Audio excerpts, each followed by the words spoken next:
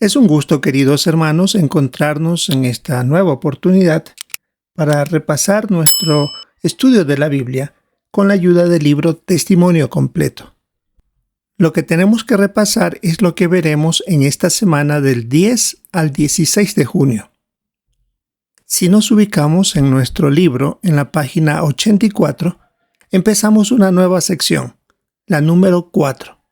El tema de esta sección es Enviados por el Espíritu Santo. Toda esta sección 4 se basa en el relato de Hechos, capítulo 13, desde el versículo 1 hasta el capítulo 14, versículo 28. Las instrucciones de nuestro guía de actividades dice que debemos repasar tanto el párrafo de introducción de la sección 4 como también los 4 primeros párrafos del capítulo 11. En la primera sección dice: ahora nos concentraremos en el ejemplo del apóstol Pablo, en especial en su primer viaje misionero. A pesar de la persecución que sufrió en varias ciudades, con la guía del Espíritu Santo siguió dando testimonio y fundó varias congregaciones. La historia de este apóstol nos animará a predicar con más ganas. Y en la página 85 del libro empezamos con el capítulo 11. Se llenaron de felicidad y de Espíritu Santo, es el título de este capítulo, y se centra en que Pablo se enfrenta a personas que se oponen a la predicación. Todo lo que se verá en el capítulo 11 está basado en Hechos capítulo 13, desde el versículo 1 hasta el 52. Entonces vamos a revisar los 4 primeros párrafos y también veremos 2 recuadros. Si revisamos en el párrafo 1 y 2, la pregunta es: ¿por qué fue diferente la asignación de Bernabé y Saulo a la de otros misioneros? ¿Cómo contribuiría su labor al cumplimiento de Hechos 1:8? Bueno, podemos recordar que ya otros misioneros habían sido enviados a predicar a otros lugares donde ya había cristianos, como para animarlos. Pero esta era la primera ocasión que se estaba enviando a lugares donde no se habían predicado, y por Espíritu Santo, Pablo y Bernabé fueron escogidos junto con Juan Marcos para esta labor, de ir a predicar a lugares donde no habían cristianos. Es decir, recién empezaba la actividad ahí. ¿Y cómo contribuyó esto a lo que se había dicho en Hechos 1:8? Bueno, si recordamos, unos 14 años atrás, Jesús había dicho a sus discípulos que serían testigos de él hasta la parte más lejana de la tierra, como dice Hechos 1:8.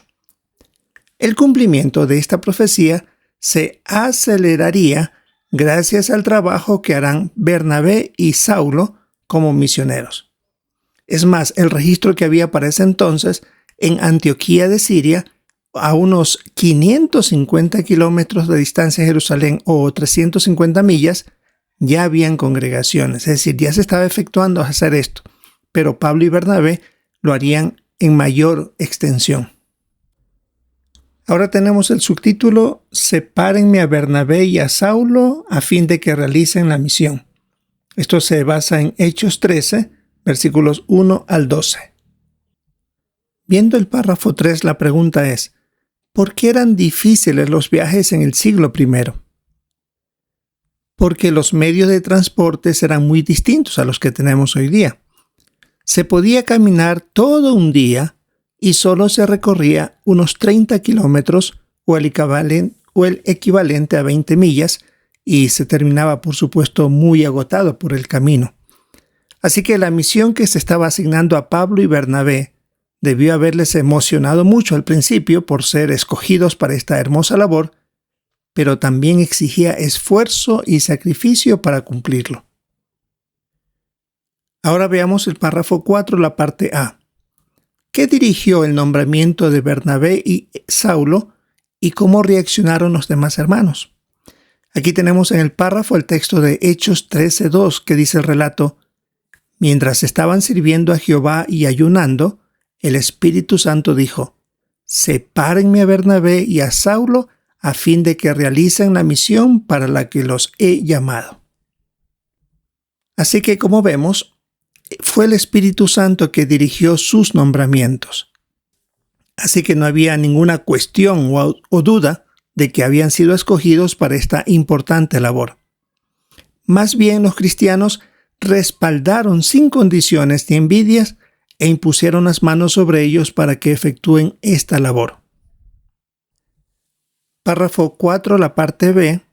¿Cómo apoyamos a los hermanos nombrados para atender ciertas responsabilidades? En nuestro caso, queremos reconocer que su nombramiento también procede del Espíritu Santo de Dios. Por eso queremos seguir el consejo de la primera carta a los Tesalonicenses, el capítulo 5, versículo 13, de tener en muy alta estima y tratar con amor a nuestros hermanos, que hacen excelente labor en las congregaciones.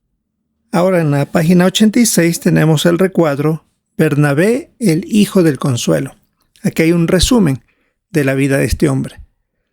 En la congregación de Jerusalén había este levita que nació en Chipre y era un miembro destacado de esa congregación. El nombre real de él era José, pero por su forma de ser lo llamaban el hijo del consuelo. Veamos por qué. Si recordamos en el relato de Hechos capítulo 4, en el Pentecostés del año 33, cuando se bautizaron 3,000 nuevos discípulos, muchos habían venido de lugares lejanos y no habían pensado quedarse por mucho tiempo. Así que vino el problema de cómo cubrir sus necesidades. La congregación decidió atender dichas necesidades, pero no había muchos fondos. Aquí aparece Bernabé, vendiendo un terreno y entregando todo ese dinero a los apóstoles para beneficio de los nuevos discípulos. Ahí ya se notó el corazón que tenía, la generosidad que poseía, y por eso también se le llamó el hijo del consuelo. Otra acción importante fue cuando Saulo de Tarso se convirtió al cristianismo. Los cristianos no querían acercarse a él por temor de que estaba él haciéndose pasar como que estaba de parte de la verdad. Bernabé ahí entró, lo defendió y apoyó, porque todos le tenían miedo. Sin embargo, tiempo después, él fue muy humilde porque ahora el apóstol Pablo tuvo que aconsejar a Pedro y a Bernabé por la manera que se estaban comportando con los cristianos de origen judío y gentil. Estaban simulando, dando la apariencia de que no tenían trato con los gentiles, cuando sí lo hacían, y Pablo tuvo que aconsejarlos fuertemente según el relato de Gálatas. Así que aunque tenía mucho tiempo más en la verdad, en el cristianismo, sin embargo, aceptó la corrección de alguien nuevo, como el apóstol Pablo. Ahora, el recuadro que tenemos en la página 87 dice por los caminos. En esa época, viajar por tierra era más lento, era agotador y más caro que viajar por el mar. Lamentablemente, había ciertos lugares donde solo se podía llegar a pie. En cuanto a las distancias, una persona podía caminar unos 30 kilómetros o 20 millas por día. Pero eso lo exponía al sol, la lluvia, el calor, el frío y a los asaltantes. Por eso en una ocasión es que Pablo dijo que estuvo en peligro a causa de ríos y ladrones, como lo mencionó en la segunda carta a los Corintios 11:26. Una ventaja es que el Imperio Romano tenía una amplia carretera empedrada y las vías principales tenían posadas, negocios, tabernas donde se vendían artículos de primera necesidad. Pero las condiciones no eran nada buenas. Eran lugares sucios, húmedos, llenos de insectos, tenían una pésima reputación y era hasta muy común que los dueños de las posadas robaran las pertenencias a sus huéspedes. Y en el caso de los cristianos como Pablo y Bernabé y Juan Marcos, posiblemente si viajaban por esos lugares, tal vez no podían evitar quedarse allí para descansar, no tenían otra alternativa si es que no habían parientes o conocidos en ese lugar. Así que se exponían mucho al peligro también. Estos detalles nos permiten entender el ambiente en el que se llevaban las buenas noticias en esa época y que no era nada sencillo, muy agotador, muy cansado, pero estaban ellos dispuestos a cumplir con la comisión que se les había dado. Esto es, hermanos, lo que tenemos que revisar para esta semana del 10 al 16 de junio en nuestro estudio bíblico de congregación. Esperamos el poder participar con nuestros comentarios. Queremos también prestar mucha atención a los de nuestros hermanos y ver algún punto que tal vez a nosotros se nos ha pasado y ellos han podido rescatar de su lectura y estudio de la Biblia. Esperamos disfrutar de la reunión de entre semana y, si es la voluntad de Jehová, encontrarnos en una próxima oportunidad.